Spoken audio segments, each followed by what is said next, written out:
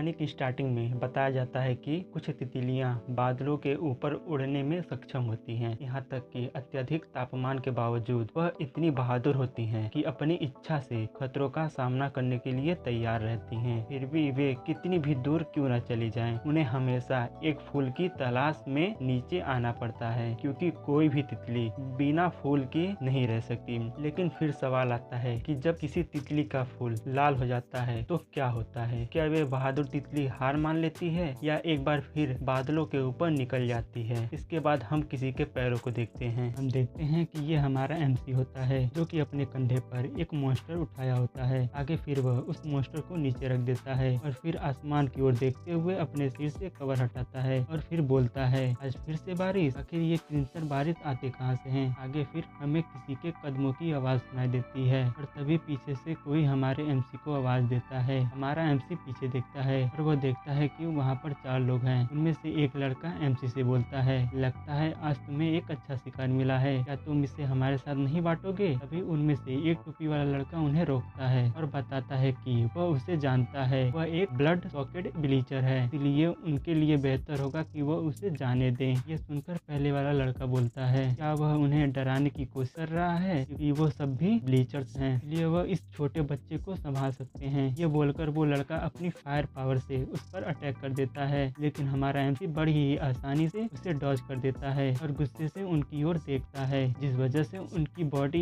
एक ही जगह पर जम जाती है और वह अपनी बॉडी मूव नहीं कर पाते। इसके बाद उनमें से टोपी वाला लड़का उन्हें बोलता है कि उसने पहले ही कहा था। के बाद हमारा एमसी उन चारों की ओर बढ़ने लगता है, जिस वजह से एमसी के पीछे एक भयानक ऑरा दिखाई देता है, जिसे देखकर उन चारों की फटके चार हो जाती है। लेकिन अपना एमसी उन चारों को कुछ भी नहीं करता और उनके बगल से निकल जाता है। यह देखकर उन चारों लोगों की जान में जान आती है, लेकिन उनमें से पहला लड़का गुस्से में अपने दांत भींचते हुए अपने मन में बोलता है कि उसे उसकी कीमत चुकानी होगी। आगे फिर हमें आर्मी कैंप एरिया दिखाया जाता है, जहाँ पर अपना एमसी उस मॉन्स्टर को बेच देता है, जिसके उसे ढेर सारे पैसे मिलते हैं। अफसर उसे सलाह देती है कि अगर वह कम्युनिटी को कुछ वापस देना चाहता है तो वो इन पैसों को उनकी शॉप पर खर्च करे, लेकिन अपना एमसी मना कर देता है और फिर वहाँ से जाने लगता है। लेकिन अफसर उसे पीछे से आवाज देती है और उसे अपना ख्याल रखने और अगली बार फिर से मिलने के लिए कहती है, लेकिन पीछे खड़ा सैनिक उसे बोलता है उसे यह सब करने की जरूरत नहीं है, क्योंकि उन्हें इन ब्लीचर के साथ जमी नहीं होना चाहिए। ये सुनकर वो अफसर उसे पीठ पर मारते हुए पूछती है कि आखिर वह किस बारे में बात कर रहा है, क्योंकि वह तो सिर्फ एक छोटा बच्चा है, इसके अलावा कुछ नहीं। फिर नेक्स्ट सीन में बताते हैं कि एक समय पहले ये देश काफी सुंदर और अमीर था। हालांकि बच्चों को कंटेनमेंट जोन के भीतर सरवाइव करना मुश्किल हो गया, इस वजह से उन्हें जिंदा रहने के लिए खुद को मजबूत करना पड़ा। वह बस इतना ही चाहती है कि वो इन गरीब बच्चों के लिए कुछ अच्छा और बेहतर कर सके। हालांकि उस सैनिक को कुछ भी समझ में नहीं आता। आगे हम एक रेड डाउन स्लम को देखते हैं, जो कि क्रिम्सन क्लाउड के किनारे बसा हुआ है। इसके बाद हम अपने एमसी को देखते हैं, जो कि सामने की ओर खेल रहे अपने भाई बहनों की ओर देख रहा होता है। उन्हें खेलता हुआ देख हमारे एमसी को बहुत ही अच्छा फील होता है। इसके बाद उसके भाई बहन उसके पास आते हैं और घर वापसी पर उसका वेलकम करते हैं। हमें पता चलता है कि हमारे एमसी का नाम मनी होता है, लेकिन तभी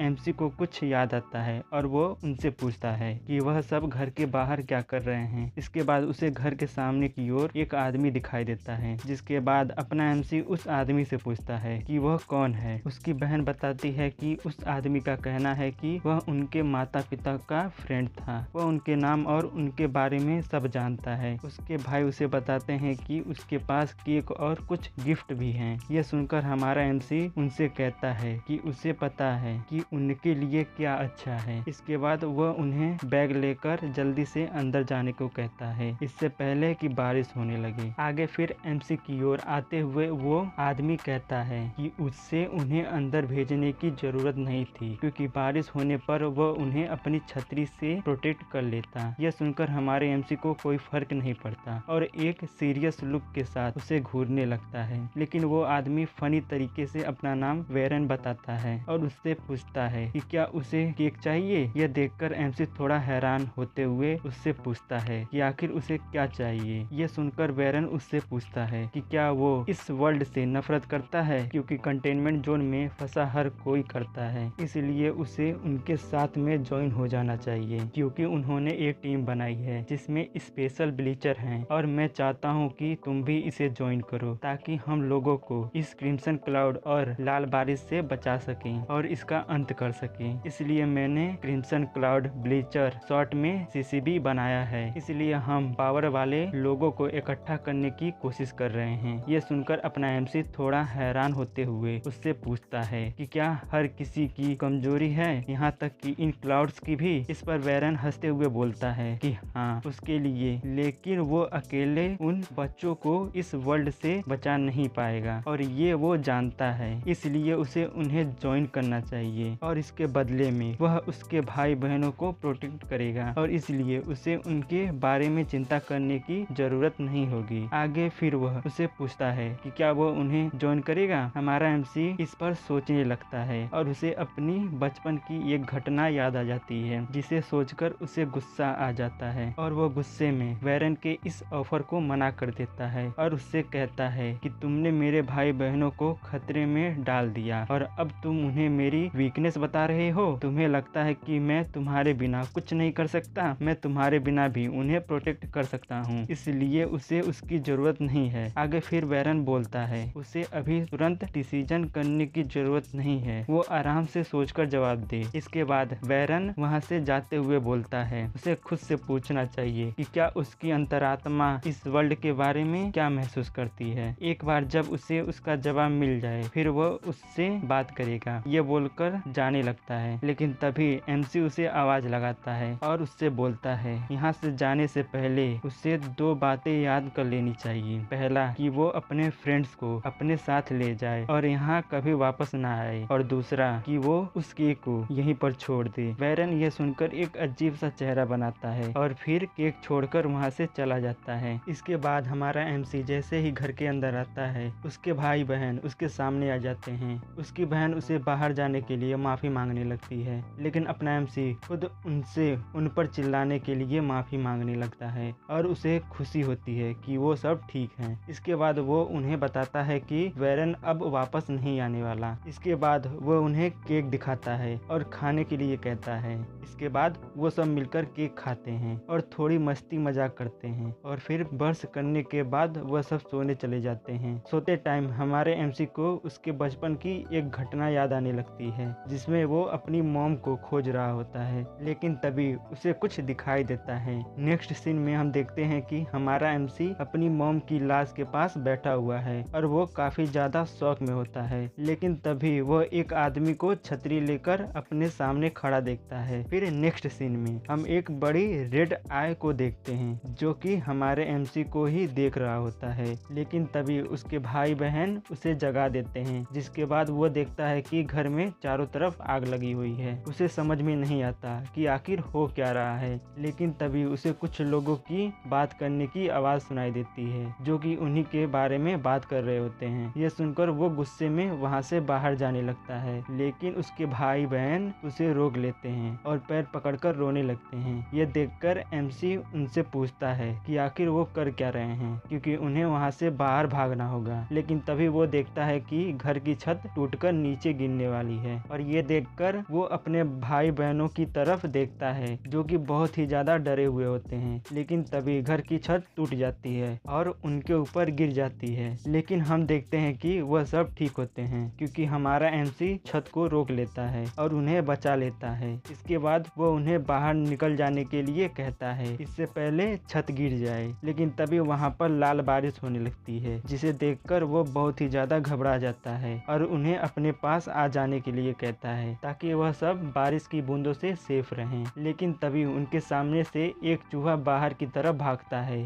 जैसे ही बारिश की बूंदें उस चूहे पर पड़ती हैं, वह धीरे धीरे म्यूटेट होने लगता है और वह एक जायंट मॉन्स्टर में बदल जाता है। इसके अलावा वहाँ पर मौजूद लगी आग भी इकट्ठा होकर एक जायंट फायर मॉन्स्टर में बदल जाता है। दूसरी ओर हमारे एमसी के लिए भी छत को रोक के रखना काफी मुश्किल होता जा रहा है, जिस वजह से उसे वैरन की कही हुई बात याद आने लगती है। आगे हम देखते हैं कि छत के वेट की वजह से उसकी बॉडी कांपने लगती है और इस वजह से वो अपने घुटने पर आ जाता है, लेकिन इस वजह से उसका छोटा भाई कवर से बाहर की तरफ गिर जाता है जिसे देखकर वो बहुत ही ज्यादा ज्यादा डर जाता है। लेकिन तभी उसकी छोटी बहन उसे बचाने के लिए बाहर की तरफ जंप कर देती है, जिसे देखकर एमसी बहुत ही ज्यादा घबरा जाता है और उसे अपनी बचपन की एक घटना याद आ जाती है, जब उसकी मॉम ने उसे बचाने के लिए इसी तरह जंप लगाई थी, जिस वजह से लाल बारिश में भीगने से उनकी मौत हो गई थी। इसके बाद हमारा एमसी ये सब सोचकर बहुत ही ज्यादा गुस्से में आ जाता है और अपनी फुल पावर रिलीज करता है, जिस वजह से सभी बारिश की बूंदें हवा में ही रुक जाती हैं और उसके भाई बहन की जान बच जाती है। दूसरी ओर फुल पावर रिलीज करने के कारण हमारे एमसी के नाक से खून आने लगता है। इसके बाद हम उन दोनों जायंट मोस्टर को देखते हैं, जिसे देखकर हमारे एमसी के भाई बहन बहुत ही ज्यादा डर जाते हैं। वही दूसरी तरफ हमारे एमसी को छत के टुकड़े को उठाए रखना बहुत ही ज्यादा मुश्किल हो रहा था। उसे बैरन की कही हुई बात सही लगने लगती है कि वो अपने भाई बहनों को इस वर्ल्ड से और इस क्रिम्सन क्लाउड से अकेले प्रोटेक्ट नहीं कर सकता। इसके बाद वह अपने भाई बहनों के साथ बिताए हुए पलों को याद करने लगता है और उनसे माफी मांगने लगता है कि वह उन्हें प्रोटेक्ट नहीं कर पाया और ना ही उन्हें एक हैप्पी और पीसफुल लाइफ दे पाया और ना ही उन्हें बिना लाल बारिश के बूंदों की चिंता किए बिना खुले आसमान में बाहर जाने दे पाया, क्योंकि वह उन्हें प्रोटेक्ट करने के लिए स्ट्रॉन्ग नहीं है। इसलिए वह उनसे माफी मांगने लगता है और अपने आप को एक बुरा भाई कहने लगता है। लेकिन तभी कोई कहता है कि वो सही टाइम पर वहाँ पर पहुँच गया। ये सुनकर हमारा एमसी और बाकी सब उसकी तरफ देखने लगते हैं और वह देखते हैं कि एक लड़का जिसका नाम चेरी होता है, जो कि डॉग जैसा दिखता है, वह उस मॉन्स्टर को अपने दांतों से काटकर मार देता है। इसके बाद फायर मॉन्स्टर उन पर अटैक करता है, लेकिन तभी एक लड़की जो हवा में होती है, जिसका नाम डालिया होता है, वो अपनी पावर यूज करती है और उस फायर मॉन्स्टर को खत्म कर देती है। यह सब देखकर हमारा एमसी और बाकी सब बहुत ही ज्यादा हैरान होते हैं। इसके बाद वह लड़की हवा में से नीचे आ जाती है। आगे हम बैरन को देखते हैं, जो कहता है कि उन सबको खुश होना चाहिए कि किसी को चोट नहीं लगी। ये सब सुनकर हमारा एमसी और बाकी सब उसे घूरने लगते हैं। आगे फिर बैरन बोलता है कि वो खुश है कि वह सही टाइम पर वहाँ पहुँच गया, नहीं तो वहाँ पर कुछ बुरा हो सकता था। यह सब सुनकर हमारे एमसी को बहुत ही ज्यादा गुस्सा आ जाता है और वह उसे सबक सिखाने की सोचता है, लेकिन उसकी बहन उसे रोक लेती है। इसके बाद हमारा एमसी उन्हें गले लगा लेता है और उनसे पूछता है कि क्या वह सब ठीक है, और फिर उनसे माफी मांगने लगता है कि वह उन्हें प्रोटेक्ट नहीं कर पाया। लेकिन उसकी बहन उसे बताती है कि उसे माफी मांगने की जरूरत नहीं है, क्योंकि उसने उन्हें बचाया है। यह सब देखकर चेरी और डालिया को थोड़ा अजीब लगता है। वही दूसरी तरफ बैरन बहुत ही ज्यादा खुश होता है। इसके बाद हमारा एमसी वहाँ से उठता है और बैरन और उसके साथियों को थैंक यू बोलता है, क्योंकि उन लोगों ने उसके भाई बहनों को बचाया था। लेकिन बैरन बोलता है उसे थैंक यू बोलने की जरूरत नहीं है और आगे वो बोलता है कि अभी ये सब खत्म नहीं हुआ है। ये सुनकर हमारे एमसी को समझ में नहीं आता कि वो कहना क्या चाहता है।